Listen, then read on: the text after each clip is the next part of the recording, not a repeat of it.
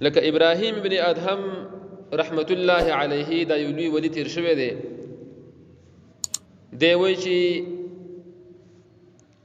زه د یو کس میلمه وم، نو فقدم المائدة، هغه کوربه ماله ډوډۍ راوړه، دسترخوان یې خور کو او ډوډۍ پې کېښوده، ترکاري ګل یې راوړ. نو دې کې یو کارغه راغی، زما د مخې نه ډوډۍ ویوړه، زه خو میلمه وم.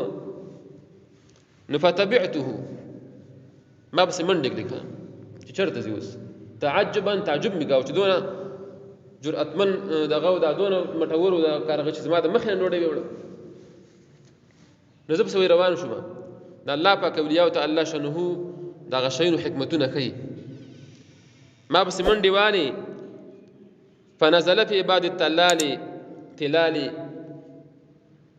یو ځای کې راکوش ولته کارغه، داسې ډېرۍ میرۍ وي او کنډرې ویل ته راکوش. چې کارغه راکوشو نو اذا هو برجل مقید مشدود الیدین، نو هغه خوشې ځای کې یو سړی و او دا لاسونه یې کلک تړلی شوي وو، داسې خپې به لاسونه یې کلک تړلی شوي او خوشې بیابان کې ناست. نو هغه کارغه هغه ډوډۍ راواغسته او هغه سړي ته یې ورکړه، هغه سړي د طریقه باندې بیا وخوړه.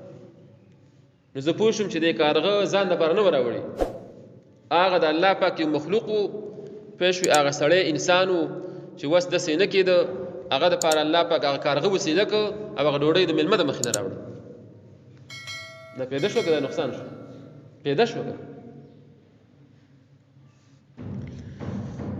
او دا وقایع دي، لکه دا دروغ نه دي، دا خو د اولیاو وقایع دي، نو هغو ته الله پاک دا حقایق ښیي.